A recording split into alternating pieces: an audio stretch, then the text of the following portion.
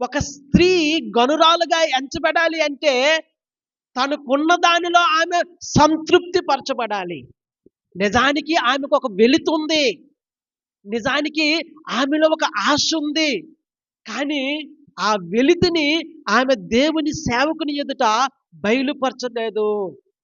ప్రియులారా, నేను సంతృప్తిగా ఉన్నాను. నా స్వజనుల మధ్యలో ఉన్నాను అని తన సంతృప్తిని తెలియచేస్తూ ఉంది.